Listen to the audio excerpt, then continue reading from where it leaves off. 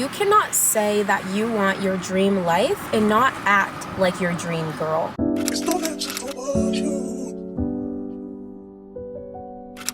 You can't sit around and say, I wish I looked like her. I wish I had the same opportunities as her.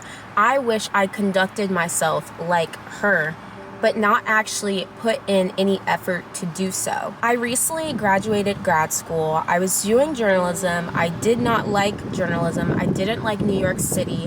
And instead of sitting around saying that I wanted certain opportunities or I wanted my life to look a certain way, I got up and went to go get it. That's literally what you do. You have to get up and go get it. Take control over your life.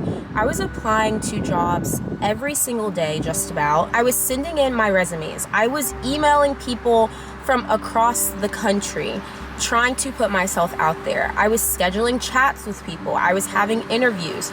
I was doing everything possible in order to get the life that I said that I wanted, because I know that's the life that I deserved. Some people's dream is to live in New York City and to do journalism and to be in the media world, in the media capital. I had it and I was doing it and I didn't like it. I was so unhappy. So instead of trying to make something work that just was not meant for me, I took control over my life and found something that aligned more with my goals and the things that I wanted in this world. For 3 years, I was trying to move to New York City. I didn't know how, I didn't know when it was gonna happen, but I knew it needed to happen. And I was able to achieve that goal. And I'm forever grateful that I had that experience. But once I had it, I wasn't happy. I had what I thought would be my dream life and what I thought would be my long-term goal. I had it. I say this time and time again.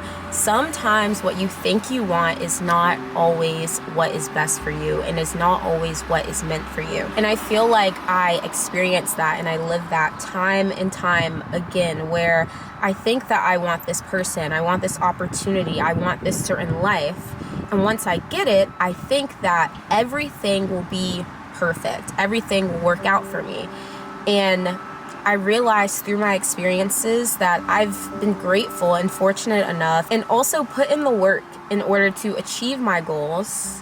And I had them and I was like, wait, this isn't what I thought it was gonna be. And for a very long time, I would overthink about it and get in my head and question myself and my own abilities. I learned very quickly living in New York that you have to know how to adjust. You have to know how to pivot, how to be flexible when it comes to absolutely anything, because you never know what life is going to throw your way. I had been applying to jobs since February 2026, and I was doing a little bit of everything. I was doing journalism jobs, journalism adjacent jobs, writing jobs, jobs in places that I could never see myself in. I applied to a job in Nebraska, and guys, I know that I would probably never live in Nebraska. One of the things I missed the most while being in New York was my friends and family. And I realized that for years I had been trying to get away and go far and experience a different state, to move out of my hometown. And I was able to do that, and I was like, guys, this isn't as cute as I thought it was going to be. And the year that I was in New York, I saw that I actually do want to be close to my support system. This past Thanksgiving was my first time not having Thanksgiving with my family, and it was such a rough time for me. Luckily, I was able to spend time with a close friend and her family because she lived in the area. I lived in New York and she lived in Jersey, and she invited me over to her family's place, and it was just the best thing ever, and I wasn't feeling as sad about it. At first, I was going to be in my apartment by myself, maybe ordering takeout and watching YouTube, a typical night in for me. I was thinking, what are my parents doing? What's my family doing? I wonder what my mom's gonna cook. I wonder how my niece is doing. All of these things that I took for granted when they were so close to me, I was missing now that I was far away. A few months into living in New York, I realized that it wasn't for me. I couldn't see myself there long term.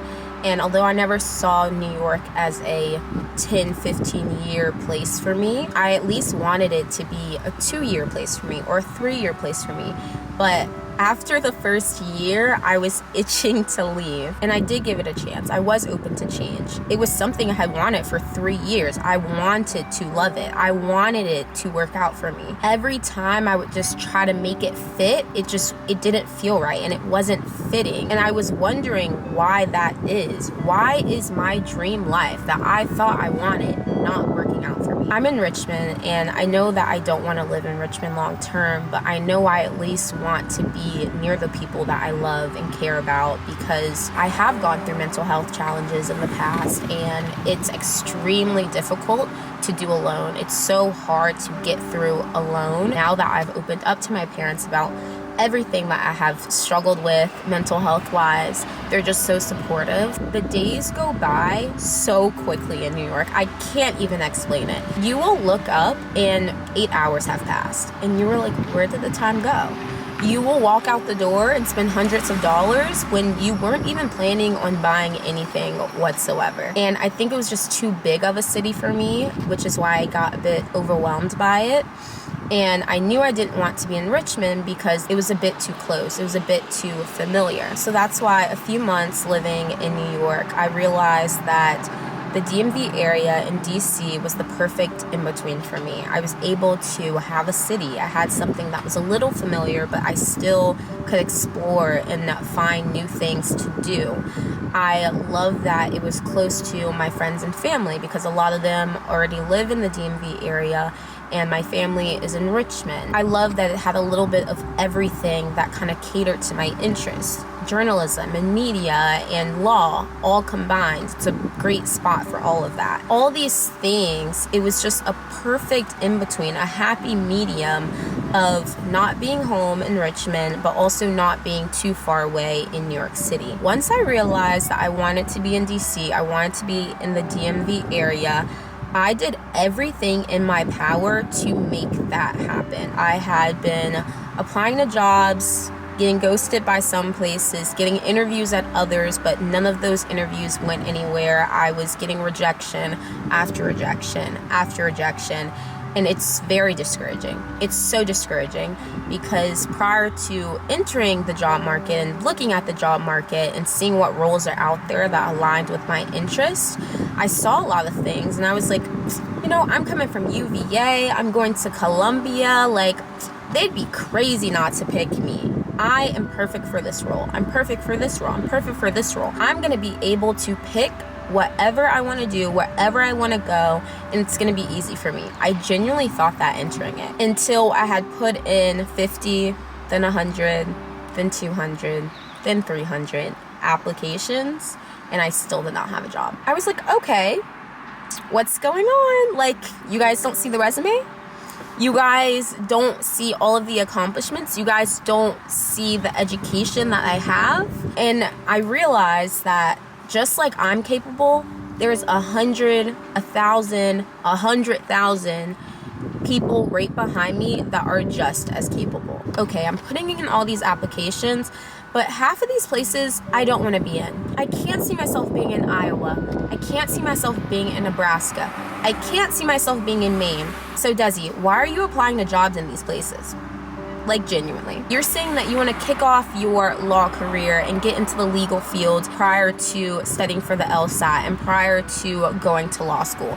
You're saying you want to do all these things, and you're saying that you want to do it in DC. So why are you seeking opportunities that do not align with the life that you say that you want? It doesn't make sense. When you make a goal for yourself, do everything in your power to make sure you achieve that goal. When you say that you want a certain life, take every single step in order to get that life that you want. It literally was not until I opened my eyes and started going for the opportunities that aligned with the life that I wanted. It was not easy. It was extremely discouraging. It took a lot of tears. It took a lot of prayer in order for me to be in the position that I am now. If you would have told me 6 months ago, 3 months ago, even 1 month ago, that this is the position that I would be in, that, hey, Desi, I know it hurts right now. I know it sucks right now. I know you are doubting yourself right now, but in the end, it's going to work out for you. You need to keep going. You need to keep seeking opportunities. Keep talking to people. Keep putting yourself out there, because it's going to pay off in the end. I have everything that I have ever wanted in this world, and it's because when it got hard, I didn't just stop. I didn't see other people getting positions in places that I wanted to be in and say, oh, I wish it was me. I wish I had what they had. I wish I got a job at this place. I wish I was kickstarting my law career. I wish that I was studying for the LSAT right now. I wish that I was applying to law school right now. I wasn't just sitting around saying those things and being jealous or being envious. I was getting up and doing something about it. Take control of your life.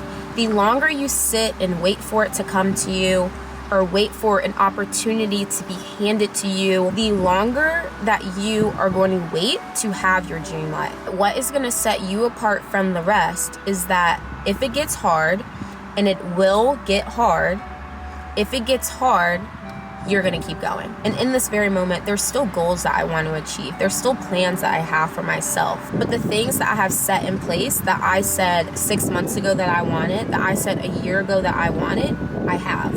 Every not so positive emotion that you have experienced, other people have also experienced the same thing. Use the frustration, use the sadness, use the anger, use the disappointment, use all of it as fuel in order to get the life that you want and the life that you deserve. I want this to serve as some type of motivation or encouragement for anyone out there that's going through challenges, experiencing hardship, because it does get better. But one thing that you cannot do is give up. And because I was able to do it, I know that all of you guys can too. So thank you guys so much for watching. I really hope you enjoyed this video. And as always, I'll see you guys in the next one. Bye. It's not that simple.